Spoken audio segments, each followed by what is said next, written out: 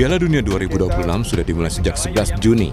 Ini pertama kalinya 3 negara menjadi tuan rumah dan menampilkan 48 tim nasional. Tapi sorotan publik tak hanya di pertandingan. Sederet masalah muncul dalam persiapan pertandingan tim peserta. Yang terbaru adalah menyangkut pemain Ghana Thomas Partey.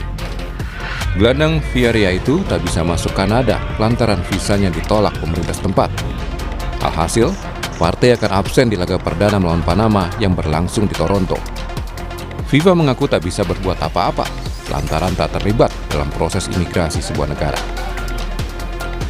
Masalah visa sebelumnya juga dialami wasit asal Somalia, Omar Abdul Qadir Artan. Artan ditolak masuk Amerika Serikat setelah diperiksa 11 jam oleh petugas imigrasi. Padahal seharusnya ia menjadi wasit pertama asal Somalia yang menjadi juru pengadil Piala Dunia. Mimpi wasit terbaik Afrika ini pun sirna setelah FIFA juga tak bisa berbuat banyak dan mencoretnya dalam daftar juru pengadil lapangan Piala Dunia. Masalah lainnya menimpa timnas Inggris. Persiapan The Three Lions memulai laga Piala Dunia menemui kendala tak terduga. Barang-barang pemain seperti sepatu dirampok dalam perjalanan dari kamp latihan tim di Florida menuju markas Piala Dunia mereka di Kansas City, Amerika Serikat. Barang lain seperti bola resmi pertandingan dan perlengkapan latihan juga hilang dicuri. Insiden ini terjadi sehari sebelum sesi latihan pertama tim asuhan Thomas Tuchel di Missouri jelang laga grup L melawan Kroasia Rabu nanti. Kepolisian Kansas City mengklaim dua tersangka telah ditahan sementara penyelidikan terus berlanjut. Yang juga jadi sorotan adalah harga tiket. Supporter memprotes harga tiket Piala Dunia yang mahal, di mana untuk fase grup dijual mulai 2,5 juta rupiah. Hampir seluruh kategori tiket pertandingan Piala Dunia dijual lebih mahal dibandingkan tiket pertandingan olahraga pada umumnya. Harga ini membuat penggemar yang semula antusias menjadi kecewa karena harga tiket yang tak terjangkau. We value the game, we value the players, we value people that make investments in those things. We absolutely understand that that's not everybody's jam. Some people have to look after the business aspect of the game.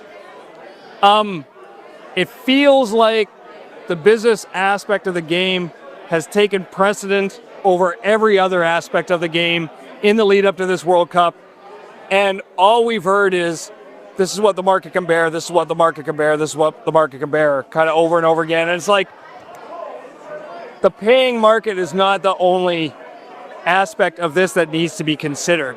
The good of the game and the players and the fan experience should also be something that gets a bit of a higher priority. Masih lebih dari sebulan Piala Dunia bakal berlangsung. FIFA pun mendapat sorotan dari otoritas hukum Amerika Serikat dan terancam penyelidikan terkait sistem penjualan tiket.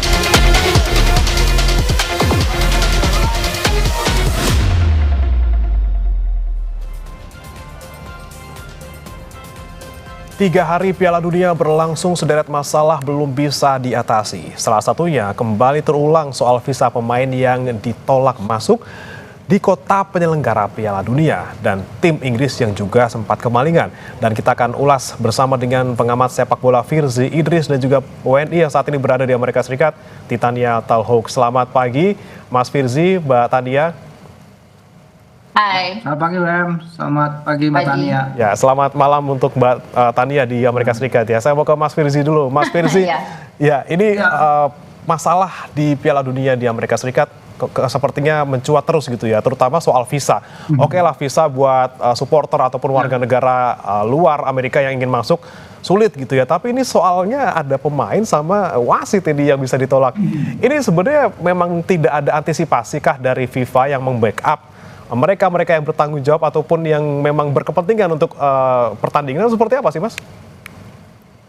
Ya, setiap Piala Dunia pasti ada tantangannya, pasti ada ujiannya. Tapi menurut saya ini pertama kalinya ya dibandingkan dengan Piala Dunia Qatar, Rusia yang dulu dapat banyak cercaan dan sorotan juga dari media-media Barat. Tapi di sana pun nggak pernah ada tuh yang namanya wasit ditolak masuk, Ketua Federasi Palestina juga sekarang ditolak masuk, 15 anggota delegasi Iran juga ditolak masuk ya. Ini ditolak masuk ya. Sebenarnya kayak si wasit Somalia itu kan visanya udah ada ya. Jadi bukan ditolak visa, tapi dia udah ada, udah di clearance sebenarnya dari embassy di sana. Tapi habis itu ketika dia akan datang, ya itu tadi udah disebutkan diperiksa belasan jam.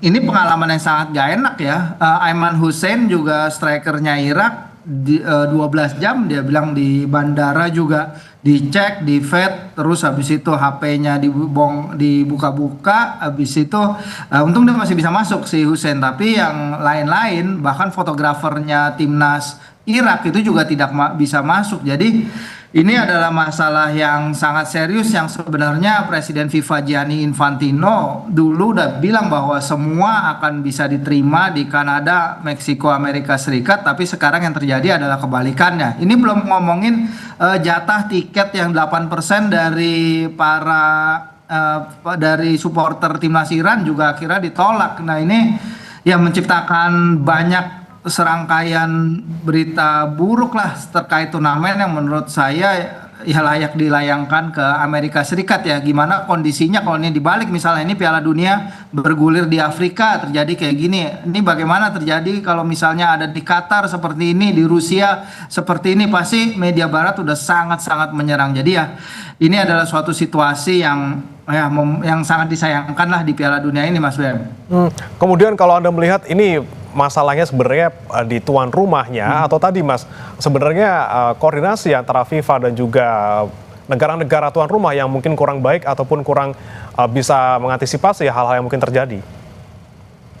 Ya ini sih di tuan rumah ya, karena FIFA udah berulang kali menegaskan bahwa mereka menjamin partisipasi setiap anggota, partisipasi ofisial, partisipasi wasit. Dan kita tahu Infantino udah berulang kali menempel ke Donald Trump, berulang kali mencoba mendapatkan good grace dari dia, berulang kali main ke Gedung Putih sampai mengizinkan Donald Trump naik ke panggung di Club World Cup Final kemarin untuk mengangkat trofi dengan harapan semua akan berjalan mulus untuk Piala Dunia ini. Tapi ujung-ujungnya ketika dilarang kehadiran beberapa official, wasit dan lain-lain itu, Infantino sekarang ngomongnya kita tidak bisa mengontrol semua, terkadang itu bagus untuk chill, untuk relax, tapi ya nyatanya ya itu yang terjadi sekarang dan itu yang harus dialami oleh kejadian-kejadian tak mengenakan oleh para official tim tadi, Mas Brem. Oke, baik. Saya ke Mbak Tania. Mbak Tania sebagai warga negara Indonesia di Amerika Serikat, Anda merasanya seperti apa sih antusiasmenya ataupun mungkin euforianya gitu? Apakah sebesar itukah warga negara Amerika Serikat maupun warga negara Indonesia yang ada di sana untuk Piala Dunia kali ini? Sebenarnya sih seperti kita ketahui ya, memang Amerika itu identik dengan American football, soccer atau football buat kita bilangnya itu bukan sesuatu hal yang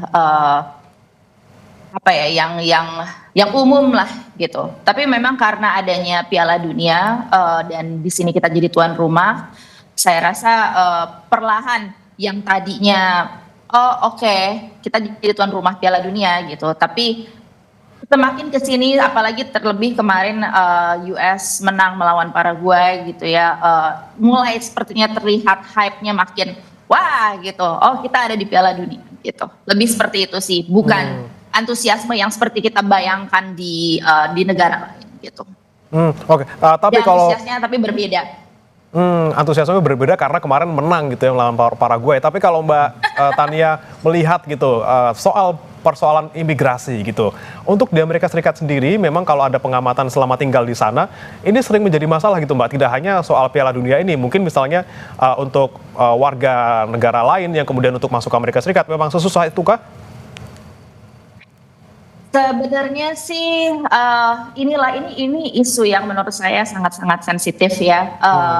Memang ada hal-hal yang kita nggak tahu sebenarnya apa yang terjadi. Cuman memang terkadang ada isu yang dibawa, tapi kebenarannya kita perlu recheck lagi seperti itu. Buat saya sih sebagai warga negara dimanapun saya berada, saya merasa seharusnya walaupun seperti saya misalnya di Indonesia dan saya jadi warga negara Indonesia, kita juga nggak mau ada orang sembarangan masuk dan ngacak-ngacak negara kita gitu. Saya rasa sama seperti pemikiran di sini juga seperti itu. Tapi memang balik lagi susah ya kalau mau ngomong, itu lebih ke internal negara, imigrasi dan kebijakan mereka gitu. Oke, baik. Saya kembali ke Mas Firzi. Mas Firzi, soal masuknya tim maupun wasit gitu, memang banyak kemarin kemudian insidennya gitu. Tapi kalau kita lihat tidak hanya soal itu, kemarin juga sempat ada kasus timnas Inggris itu sempat kemalingan gitu ya. Nah, ini Anda melihat apakah mungkin kesiapan dari Amerika Serikat yang mungkin belum terlalu siap gitu untuk menyelenggarakan Piala Dunia, mungkin karena terpecah konsentrasinya dengan perang yang terjadi di Iran? Ya, itu soal safety security di sana mungkin Mbak Tania yang bisa tahu ya karena kesehariannya di sana. Cuman kalau dari pemberitaan yang ada memang kita tahu kan Department of Homeland Security itu telat nurunin dana pengamanan Piala Dunia ke negara-negara bagian gitu, berapa ratus juta dolar tertahan hingga beberapa bulan, kayaknya hingga 100 hari sebelum turnamen itu baru turun dana pengamanannya. Selain itu pun Amerika Serikat kan negara yang sangat-sangat luas ya, bahkan mungkin pengamanan turnamen itu juga nggak menjangkau semuanya. Kalau lewat dalam koridor yang telah ditetapkan mungkin semua aman dan lain-lain, walaupun kemarin juga ditemukan adanya mayat di dalam van ya yang udah busuk di dekat markas latihannya Iran gitu. Jadi ada-ada aja gini hal-hal seperti itu yang membuat menjadi faktor isu keamanan terutama di Meksiko. Tadinya kita takut Meksiko dengan perang kartelnya sebelum turnamen mulai, tapi kemudian ada perang Iran dan lain-lain. Tapi ya itulah dinamika yang seharusnya bisa diamankan oleh host nation, karena host nation itu harus menjamin keamanan dan keselamatan para partisipan gitu. Nah, kalau sepatu, bola dan lain-lain dicuri itu kan suatu hal yang sangat-sangat luar biasa ya, yang nggak pernah terjadi di Piala Dunia Afrika sekalipun gitu. Padahal di Piala Dunia Afrika pun teman saya lagi liputan di sana pernah ada perampokan di supermarket, dia ada di dalamnya gitu, tapi nggak pernah gitu ada suatu pencurian seluruh peralatan dari tim yang bertanding.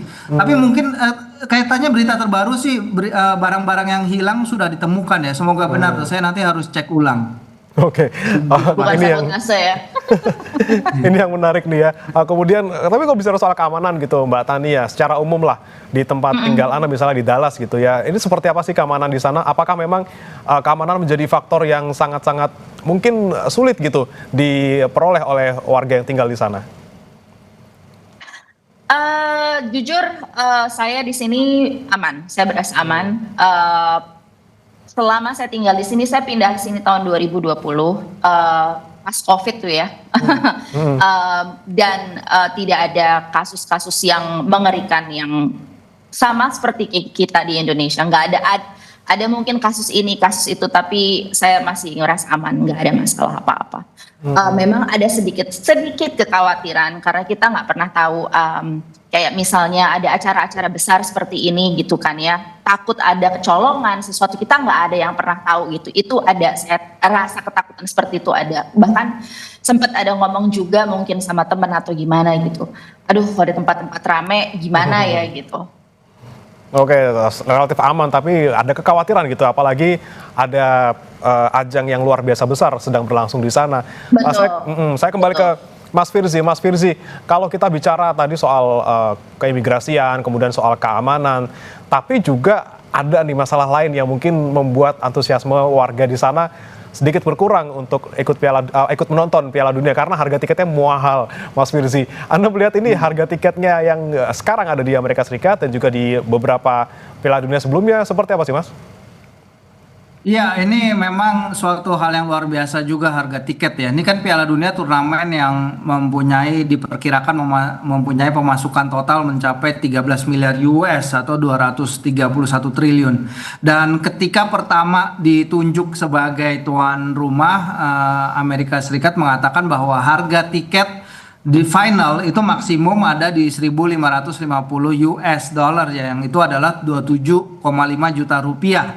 Tapi kalau kita lihat lagi per April 2026 harga tiket standar untuk final itu mencapai 5.700 dolar lebih, itu 102 juta. Tapi di pertengahan Mei kemarin harga tiket termahal itu berdiri di angka 586 juta rupiah ya. Satu tiket, one tiket itu 586 juta rupiah.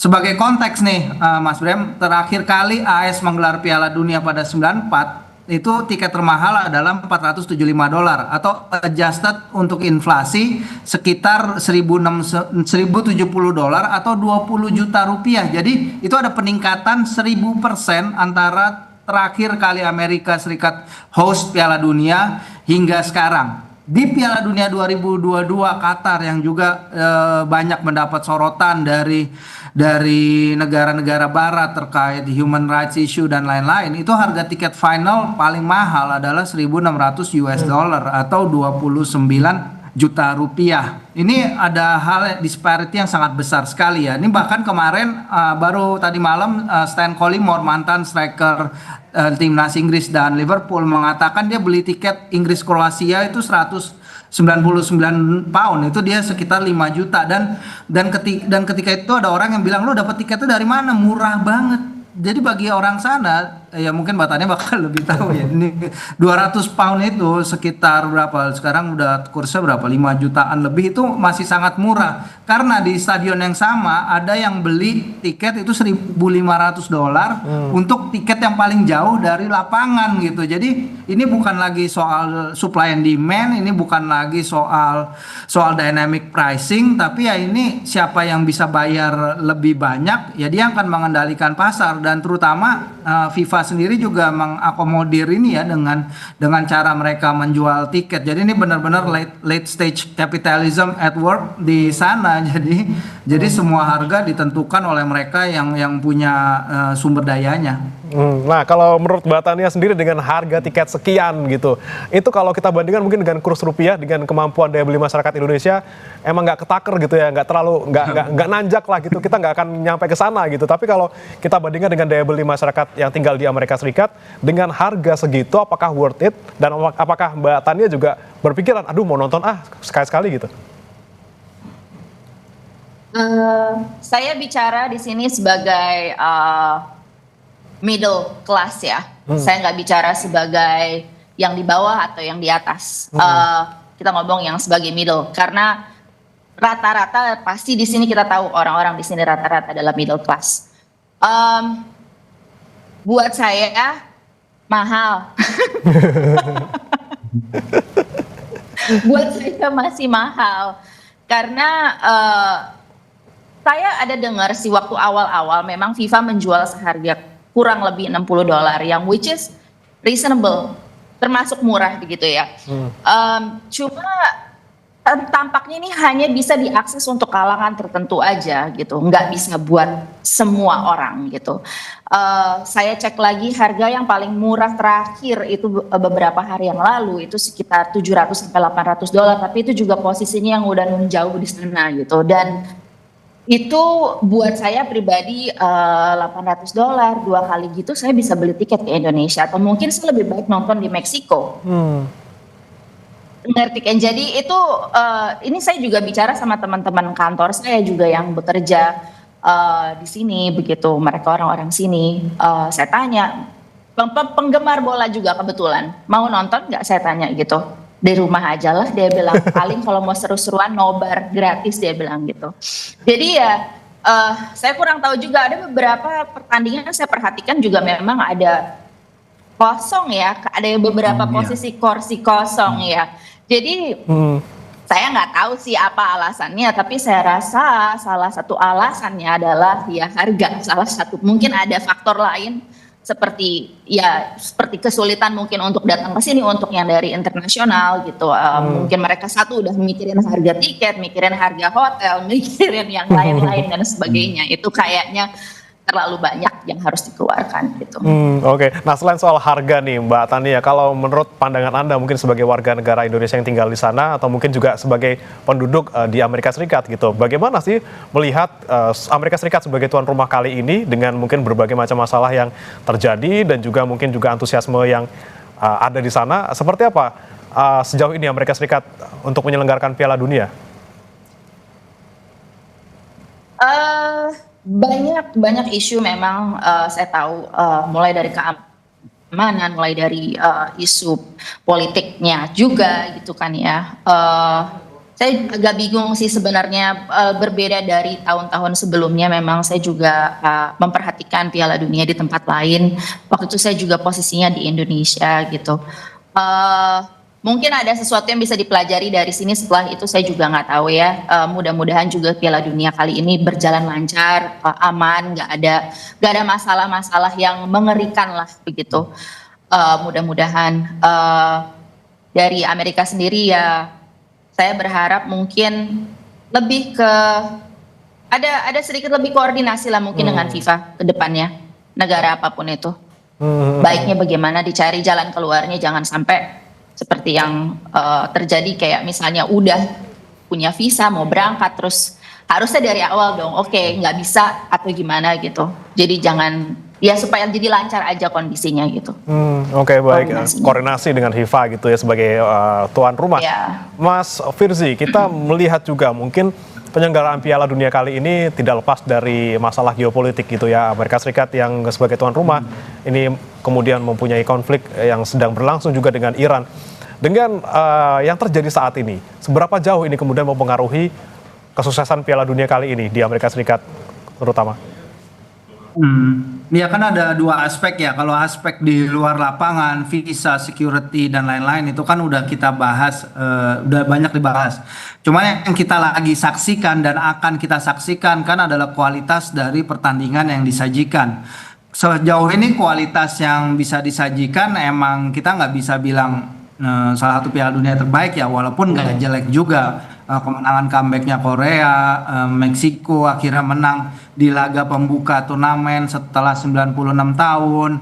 Amerika Serikat yang banyak diragukan publik ngalahin, menghancurkan dan mendominasi Paraguay, dan terutama tadi pagi ada Brazil Maroko yang menurut saya pertandingannya akan seru. Tapi kualitas ini kan juga akan berbanding dengan lebarnya turnamen ini ya. Lagi ada misalnya kemarin di Azteca itu kan stadion terletak di atas 2000 meter di atas permukaan laut, cuaca dingin dan lain-lain, aman.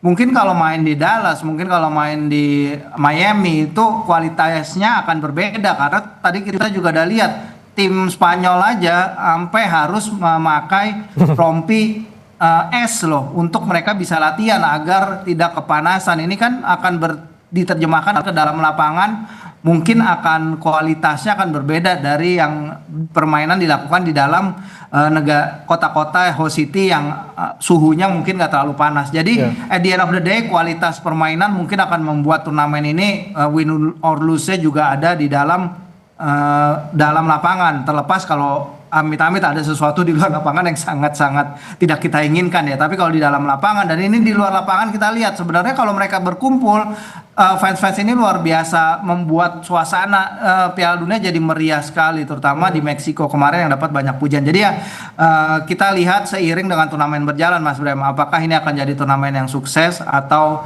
seperti apa, itu hanya akan dijawab dalam beberapa pekan ke depan. Oke, kita lihat beberapa pekan ke depan gitu ya. Saya kembali ke Mbak Tania. Ada yang bilang juga sebenarnya terkait dengan Piala Dunia kali ini itu tidak terlalu berimbas kepada misalnya hotel ataupun misalnya restoran gitu. Katanya sepi-sepi aja karena mungkin harga tiketnya mahal, orang mau ke Amerika Serikat juga katanya sulit karena visanya nggak diterima gitu ya. Kalau dari pandangan Anda sendiri di Dallas gitu, Mbak Tania, apakah mungkin Piala Dunia ini sudah memberikan efek yang cukup terasa di sana? Sampai sehari sebelum Piala Dunia dimulai, saya bisa melihat business as usual, nothing is really changed, jalanan normal, biasa-biasa aja. Memang seperti saya pernah bilang juga ada di beberapa titik yang memang dikhususkan untuk fan festival gitu. Jadi Mungkin juga ini sebagai bentuk dari sistem keamanan yang mereka lakukan supaya tidak sulit untuk diatur gitu ya. Jadi memang fan festival ada tempatnya, nobar ada tempatnya. Jadi memang semua ada tempatnya masing-masing. Baru kemarin itu mulai terlihat ramai sih. Dan besok juga akan ada pertandingan pertama untuk di Dallas, Netherlands versus Jepang. Itu akan ada parade dari Netherlands, dari Belanda untuk bawa dia punya orange bus double deckernya itu. Saya mau ke sana sih, saya pengen lihat kayak gimana. Jadi dari situ center bisa lihat gimana crowdnya. Cuma memang seperti saya bilang berbeda. Biasanya di sini berbeda, bukan tidak ada antusias hanya berbeda, bentuknya berbeda. Seperti komunitas internasional, komunitas Latin di sini juga banyak. Jadi kalau tidak ada antusias, nggak mungkin gitu. Oke. Antusiasme lagi-lagi berbeda gitu ya bentuknya.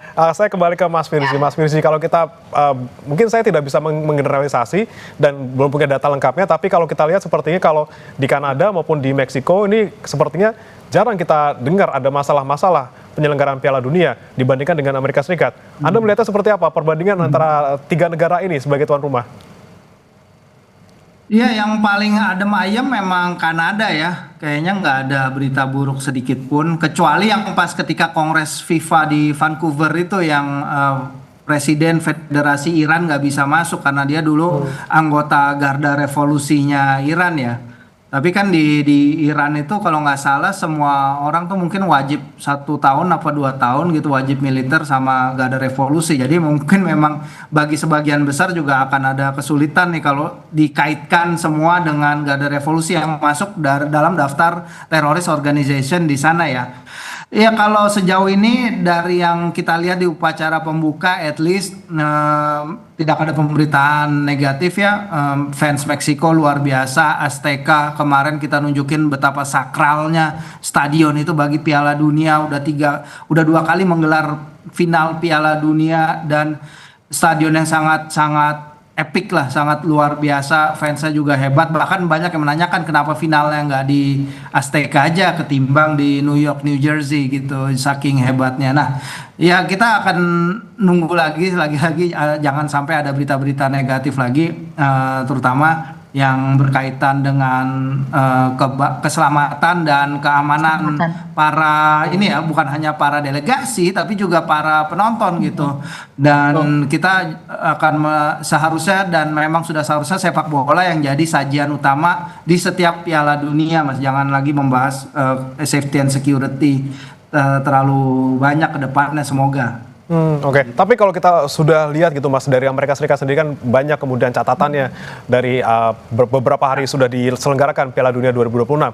Kemudian jika sudah ada hal-hal seperti ini, apa yang seharusnya kemudian dilakukan oleh FIFA, terutama memastikan agar sisanya ini jangan sampai terjadi lagi? Ya ini kan berkaitan juga bukan hanya FIFA ya, tapi host country itu yang harus memberikan jaminan keamanan dan keselamatan seperti yang tadi saya bilang.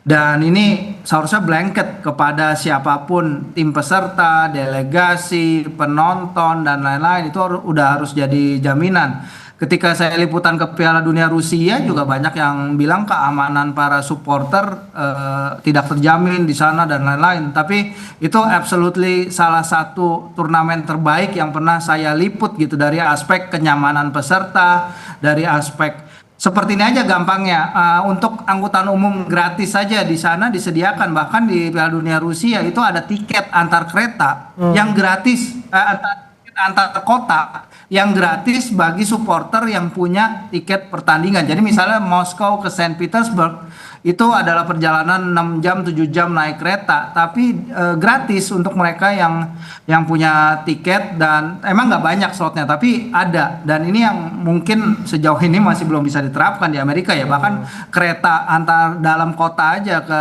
stadion New York, New Jersey dari stasiun pusatnya New York itu dikenakan biaya yang lumayan mahal. Dan ini yang kita harus lihat juga untuk kenyamanan para supporter. Kalau mereka udah berkumpul, apalagi supporter Belanda luar biasa banget, Mbak Tania nanti akan merasakan sendiri kehebatannya. Saya pernah liputan ke Euro, Piala Eropa, ketemu mereka itu salah satu one of the best supporter groups di sebuah turnamen gitu. Jadi nanti akan merasakan sendiri. Dan di sinilah sebenarnya esensi Piala Dunia juga ya, menyatukan orang-orang dari berbagai negara dalam suasana yang kebersamaan, kebersaudaraan dan persahabatan gitu. Dari negara manapun bahasa kita universal, sepak bola gitu, disatukan oleh sepak bola. Jadi harapannya ke depan akan bisa terus seperti itu sih di Amerika Serikat, Kanada dan Meksiko. Oke, tidak hanya pendukung-pendukungnya gitu ya, misalnya transportasi, kemudian keamanan, tapi juga tadi yang pertama, masalah utamanya, pemain sama wasitnya harus bisa masuk dulu dengan mudah gitu ya, sebelum kita mikirin yang hal-hal di samping itu. Terakhir saya mau ke Mbak Tania, jelang pertandingan Jepang melawan Belanda, kalau tidak salah ya, di Dallas ini seperti apa saat ini kondisinya, Mbak? Hari ini saya belum keluar rumah, masih baru bangun, terus dari pagi kebetulan nontonin bola, nontonin yang terakhir, nonton Brasil lawan Maroko. Jadi belum keluar, saya belum tahu. Tapi besok rencananya pagi-pagi saya mau ke sana, mau lihat bagaimana kondisi di sana. Sedikit mungkin 1 jam lebih awal sampai sana karena saya nggak tahu apa yang bakal terjadi, apakah macet atau mungkin susah dapat parkir, nggak ada yang tahu juga. Jadi ya belum tahu sih, kalau hari ini saya nggak keluar rumah jadi nggak tahu. Oke, yang jelas kita harapkan gitu ya, oke beberapa hari ini banyak catatan, tapi semoga sisanya sampai nanti final bisa diperbaiki gitu, terutama untuk tuan rumah Amerika Serikat bisa memastikan bagaimana semuanya, baik faktor-faktor utama maupun pendukungnya ini bisa disiapkan dengan baik supaya ya Piala Dunia kali ini juga bisa berjalan dengan baik sampai nanti final. Terima kasih Mas Firzi Idris, pengamat sepak bola, dan juga Mbak Titania Talhuk, warga negara Indonesia di Amerika Serikat, sudah bergabung di Sapa Indonesia Pagi. Selamat pagi waktu Indonesia. Selamat pagi. Ya, selamat pagi. Jangan beranjak saudara, Sapa Indonesia Pagi masih akan kembali dengan informasi lainnya usai jeda berikut, di mana tornado menerjang Amerika Serikat, merusak rumah dan bangunan di Illinois. Pohon tumbang dan jaringan listrik putus menyebabkan ratusan ribu pelanggan di Illinois dan Indiana kehilangan pasokan listrik.